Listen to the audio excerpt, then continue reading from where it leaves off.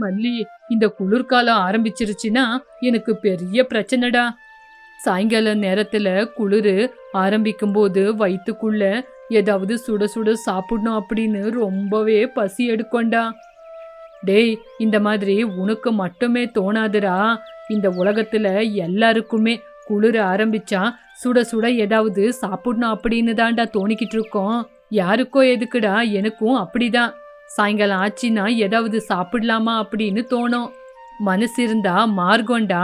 நம்ம ஊருக்குள்ள யாராவது அப்பாவியா இருப்பாங்கல்ல, அவங்க கிட்ட போய் ஏதாவது வாங்கி சாப்பிடலாம். இந்த ஊர்ல யாருக்கே என்ன பிரச்சனை வந்தா கூட அந்த அப்பாவியான சுந்தரத்தை பாக்குறதுக்காக தான், அவங்கிட்ட போய் காசு கேட்கறதுக்காக தான் எல்லாருமே போறாங்க. நம்மளும் அவங்கிட்டே போய் காசை கேட்கலாம். அவங்கிட்ட அவங்க அப்பா அம்மா சேர்த்து வச்ச சொத்து இருக்கிறதுனாலதான் யாராவது அவங்கிட்ட போய் உதவின்னு கேட்டா அவன் எல்லாருக்கும் தான தர்மத்தை செஞ்சுக்கிட்டு இருக்கான். அவங்கிட்ட சொத்து இருக்கும்போது அவங்கிட்ட போய் கேட்டு சாப்பிடுறது தப்பு இல்ல. வாடா, நம்மளும் அவங்கிட்டே போய் கேட்கலாம் அப்படின்னு அவங்க 2 பேரும் சுந்தரத்தை தேடிக்கிட்டு போனாங்க. மல்லி, ராஜு, என்ன இவ்வளோ தூரம் வந்திருக்கீங்க? இந்த வழியா ஏதாவது வேலை தேடி வந்தீங்களா? இல்ல, இந்த வழியா உன்னை பார்க்க தான் வந்திருக்கோம். என்ன பார்க்கவா? என்கிட்ட என்ன வேலை இருக்குன்னு வந்தீங்க? இதோ இந்த மல்லி இருக்காருல்ல, அவனோட பாட்டியை பார்க்க போலான்னு தான் கிளம்புனாரு.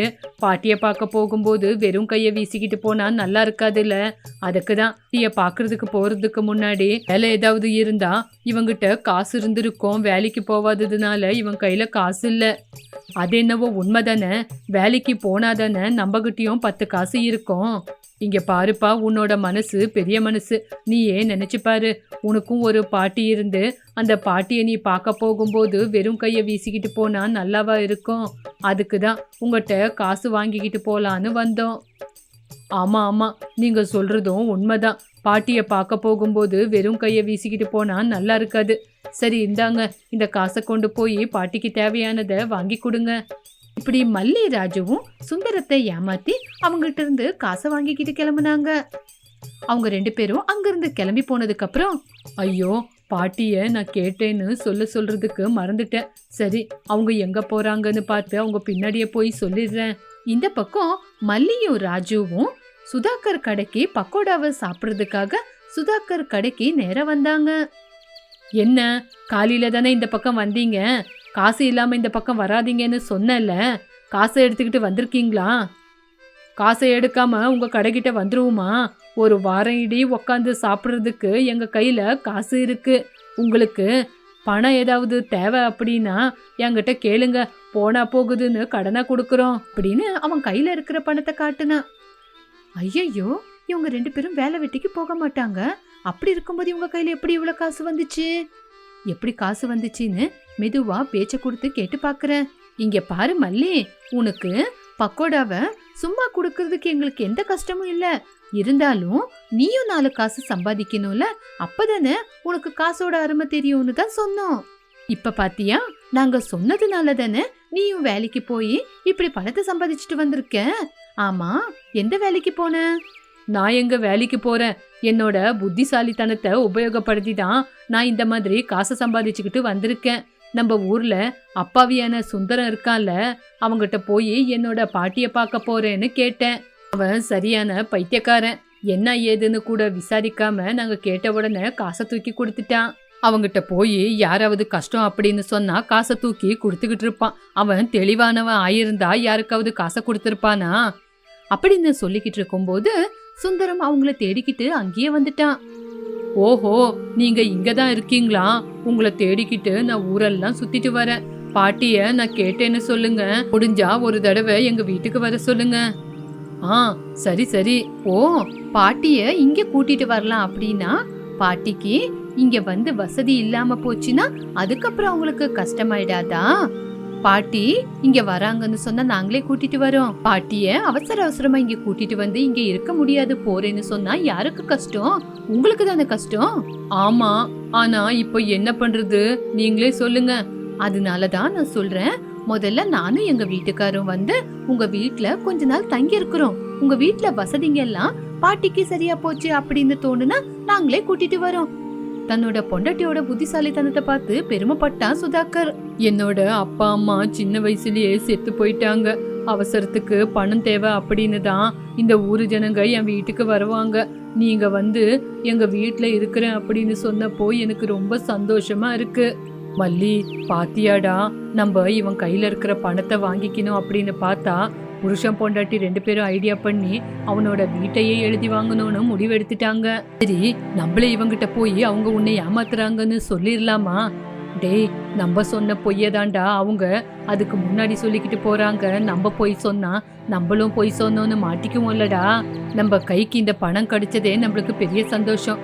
யார் எப்படி போனா என்ன அப்படின்னு அவங்க 2 பேரும் அங்கிருந்து கிளம்பிட்டாங்க. அவங்க அங்கிருந்து கிளம்புனதுக்கு அப்புறம் வைதேகி சுதாக்கு சுந்தரத்தோட வீட்டுக்கு கிளம்பி போனாங்க. சுந்தரம், உன்னை தேடிக்கிட்டு உன் வீட்டுக்கு வந்ததுனால உனக்கு ஏதாவது கஷ்டமா இருக்கா? ஐயோயோ, ஏன் அப்படி சொல்றீங்க? நீங்க என் வீட்டுக்கு வந்தது எனக்கு ரொம்ப சந்தோஷம். உங்களுக்கு ஏதாவது வேணும்னா என்கிட்ட கேளுங்க. ஆனா நீங்க எந்த வேலையும் செய்யக்கூடாது. உங்களுக்கு என்ன வேணும்னாலும் என்கிட்ட கேளுங்க, நான் செஞ்சு கொடுக்கறேன். சுந்தரம் இப்படி சொன்ன உடனே அந்த வார்த்தையை கேட்டு புருஷன் பொண்டாட்டி ரொம்ப சந்தோஷப்பட்டு எல்லா வேலையும் சுந்தரம் கையில இருந்து செய்ய வச்சுக்கிட்டாங்க. ஆமா சுந்தரம், உங்க அப்பா அம்மா நிறைய சொத்து பத்து கூட நிறைய நகை நட்டு கூட சேர்த்து வச்சாங்களாமே, அது எங்க இருக்கு? அதுவா, அந்த நகையெல்லாம் என்ன பண்றதுன்னு தெரியாம பெட்டில பத்திரமா வச்சிருக்கேன். எங்க கிட்ட காட்டவே இல்ல. இருங்க, கொண்டு வரேன் அப்படின்னு ரூமுக்குள்ள போய் பெட்டில இருக்கிற அந்த நகையெல்லாம் கொண்டு வந்து அவங்க முன்னாடி காட்டினா.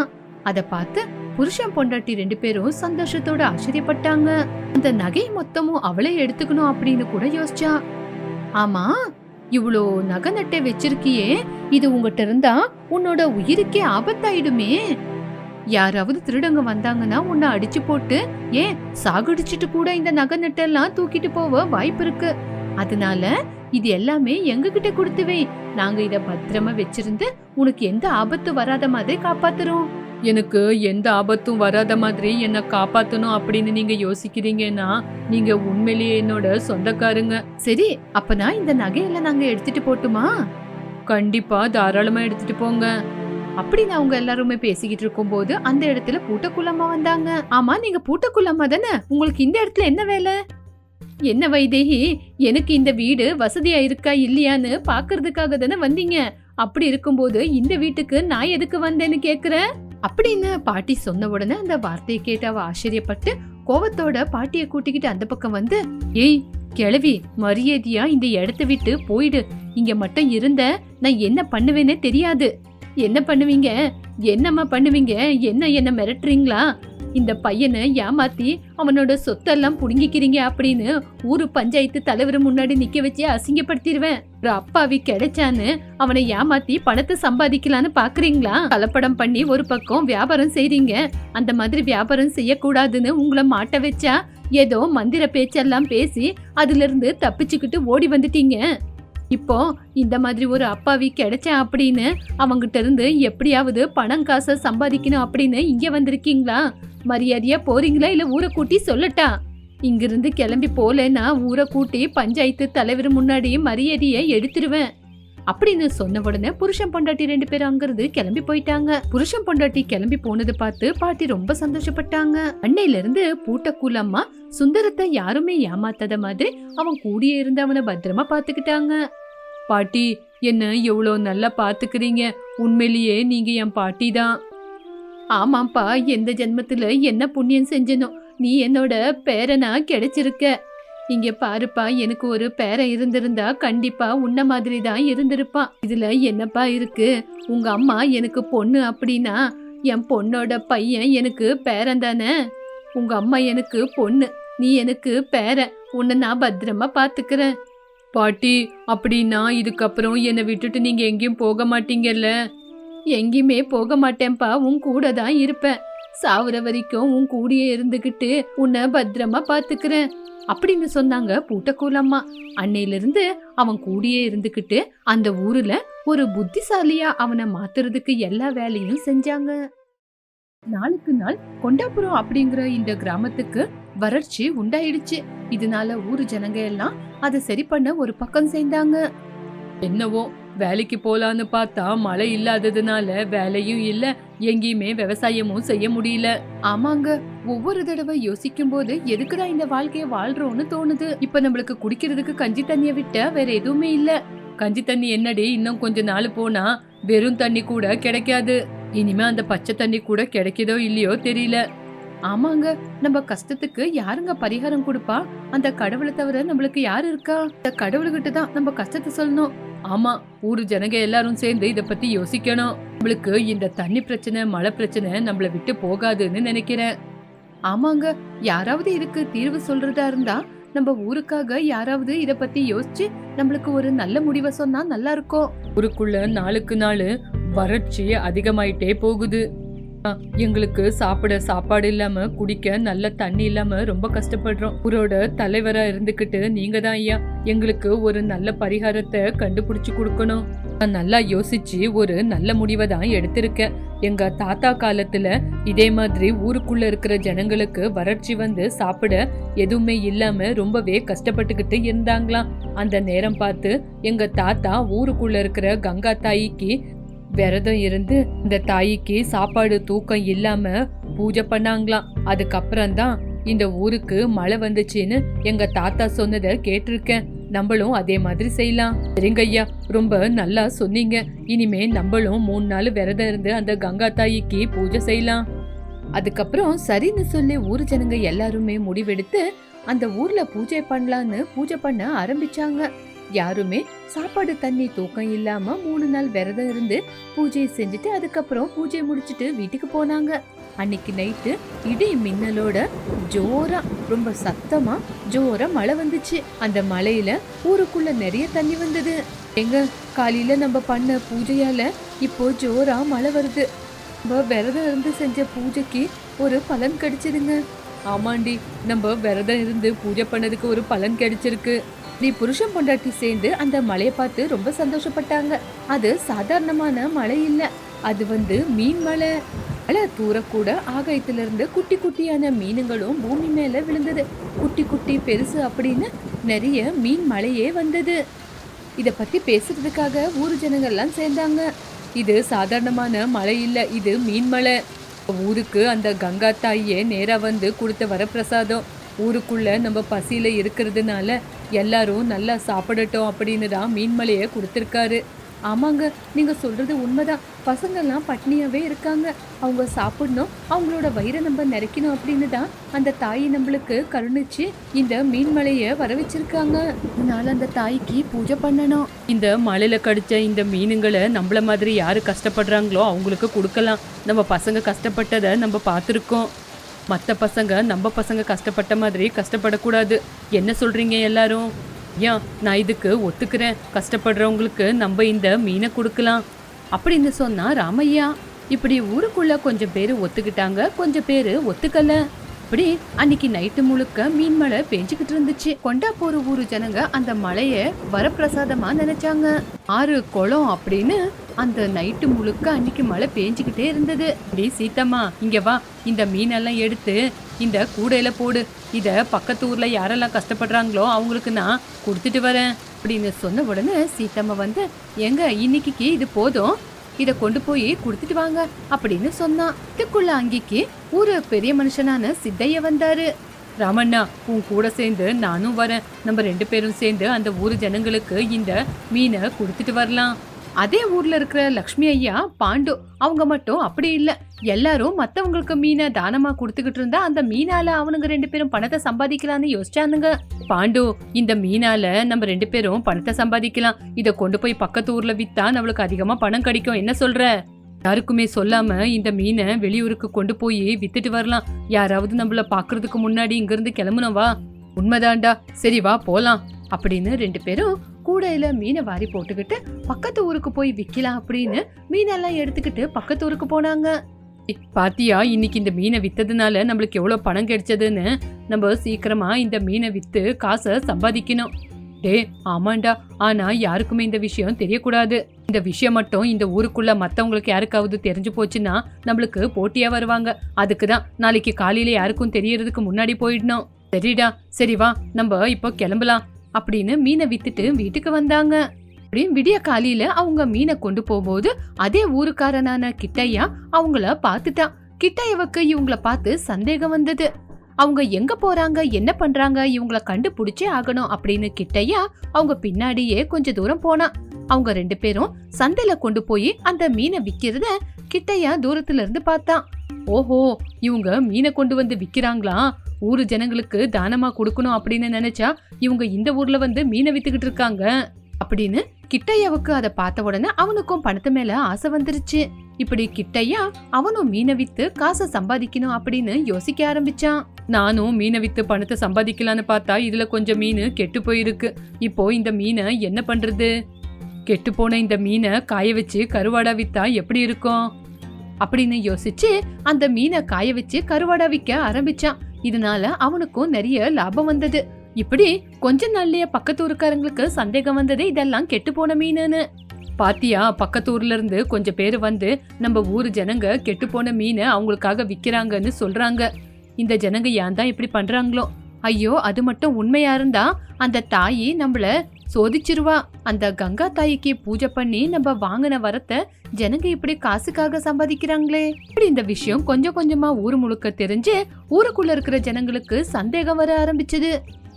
நேரம் பார்த்து பக்கத்து ஊருக்காரங்க கூட வந்தாங்க. என்னடா கிட்டப்பா, கெட்டு போன மீனை கொண்டு வந்து எங்க ஊர்ல வித்திருக்கியே, இத வாங்கி சாப்பிட்ட பசங்களுக்கெல்லாம் நோய் வந்திருக்கு. ஏய், இந்த வேலையை செஞ்சது நீதானாடா?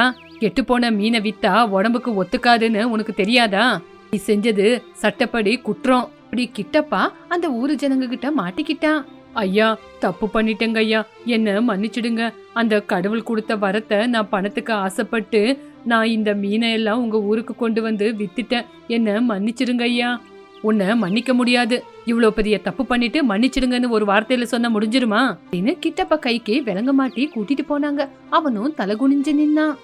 அவனை பார்த்த சித்தையா, கிட்டப்பா பாத்தியா, இன்னைக்கு நீ செஞ்ச வேலையால இந்த ஊரே தலை குனிஞ்சு நிக்குது. உனக்கு இன்னைக்கு சரியான தண்டனை கிடைச்சிருக்கு. உன்ன மாதிரி இனிமே இந்த ஊர்ல யாருமே தப்பே செய்யக்கூடாது. இப்படி கிட்டப்பா அவன் செஞ்ச தப்புக்காக தலை குனிஞ்சு நின்னு அங்கிருந்து கிளம்பி போயிட்டான். கொஞ்ச நாள்லயே அந்த கிராமத்து ஜனங்களுக்கு வியாதி வர ஆரம்பிச்சது. அங்கங்க நிக்கிற தண்ணியால கெட்டு போன மீனோட வாசனைனால ஊருக்குள்ள நிறைய பேருக்கு குளிர், ஜுரம், இருமல், சளி அப்படின்னு நிறைய பேருக்கு ஊருக்குள்ள வியாதி வந்தது. சீதம்மா, ஊருக்குள்ள நிறைய பசங்க வியாதி வந்து ஜுரம் வந்து கஷ்டப்படுறாங்க. ஹாஸ்பிட்டலுக்கு கூட்டிட்டு போலான்னா பணம் கூட இல்ல. என்னங்க பண்றது? இதெல்லாம் நம்ம செஞ்ச தப்புக்கான பலனுங்க. அனுபவிச்சுதான் ஆகணும். அந்த கடவுள் நம்மளுக்கு கொடுத்த வரனை நம்ம காப்பாத்திக்கணும். அதை விட்டுட்டு ஊருக்குள்ள இருக்கிற ஜனங்க அதிகமா பணம் கிடைக்குதுன்னு வித்தாங்கல்ல, அந்த கங்கம்மா தாயி மறுபடியும் நம்மள பார்த்து கருணிக்கணும். அப்பதான் நம்ம ஊருக்குள்ள இருக்கிற ஜனங்க வியாதியெல்லாம் நிவாரணமாயி எல்லாரும் சந்தோஷமா இருக்கலாம் அப்படின்னு யோசிச்சு மறுபடியும் கங்கம்மா தாய்க்கு பூஜை பண்ண ஆரம்பிச்சாங்க. ஆனா இந்த தடவை வெறும் பேச்சால மட்டும் இல்லாம அவங்க செஞ்ச தப்புக்கு மனசுக்குள்ளேயே அந்த தாய்கிட்ட மன்னிப்பு கேட்டு கவலைப்பட்டாங்க. நம்ம யாருக்கும் கெட்டது நடக்காத மாதிரி நம்ம செஞ்ச தப்புக்கு அந்த தாய்கிட்ட நம்ம மன்னிப்ப கேட்டுக்கலாம். நம்ம அந்த தாய்க்கு எந்த மோசமும் பண்ணக்கூடாது அப்படின்னு 3 நாளா விரதம் இருந்து பூஜை பண்ணாங்க. பூஜை முடிஞ்சதுக்கு அப்புறம் நடு ராத்திரியில இடியும் மின்னலுமா ஒலி வந்தது. இந்த தடவை மழை வரல. ஆகாயத்துல ஒரு வெளிச்சத்தோட ஒரு ரூபமா ஒரு ஒலி வந்தது. ஜனங்களே, நான் கொடுத்த இந்த வரத்தால நீங்க அன்பால அந்யோன்யமா எல்லாரும் ஒத்துமையா பகிர்ந்துக்குவீங்கன்னு நினைச்சேன். கொஞ்சம் பேரு பணத்துக்கு ஆசைப்பட்டு செஞ்ச தப்பால மத்தவங்களும் கஷ்டப்பட்டாங்க. இப்போ நீங்க செஞ்ச தப்ப உணர்ந்து என்கிட்ட மன்னிப்பு கேட்டுக்கிட்டு இருக்கீங்க. அதனால செஞ்ச தப்புக்கு மன்னிப்பா நீங்க மறுபடியும் பூஜை செஞ்சு என்ன கூப்பிட்டீங்க. இந்த கிராமம் மறுபடியும் நோயில இருந்து தப்பிச்சு எல்லாரும் சந்தோஷமா இருப்பீங்க. ஞாபகம் வச்சுக்குங்க, கடவுள் கொடுத்த இந்த வரனால யாருக்கும் கஷ்டம் துன்பம் கொடுக்காம எல்லாரையும் ஒத்துமையா ஒன்னிச்சு பார்க்கணும். இப்படி கங்கம்மா தாயி வரம் கொடுத்துட்டு ஆகாயத்திலிருந்து மாயமாயிட்டாங்க. இப்படி கொஞ்ச நேரத்திலே அந்த கிராமத்து ஜனங்களோட நோயெல்லாம் நிவாரணமாயி எல்லாரும் நல்லதாயிட்டாங்க. நம்ம செஞ்ச தப்பால இந்த கிராமத்து ஜனங்கள்லாம் ரொம்பவே கஷ்டப்பட்டாங்க. நம்ம செஞ்சது தப்புதான். நம்ம செஞ்ச தப்ப நம்ம தான் சரிப்படுத்தணும் அப்படின்னு எனக்கு தோணுது. ஆமாண்டா, இனிமே நம்ம லாபத்துக்காக இல்லாம ஊரு ஜனங்க நல்லதுக்காக நம்ம எல்லாரும் ஒத்துமையா சிரமப்படணும். ஊரு ஜனங்க எல்லாம் ஒன்னாயி அந்த வருஷத்துல இருந்து ஒவ்வொரு வருஷமா கிராமத்து ஜனங்க எல்லாம் சேர்ந்து கங்கம்மா தாய்க்கு பூஜை பண்ணி மீன் பண்டிகையை கொண்டாடினாங்க.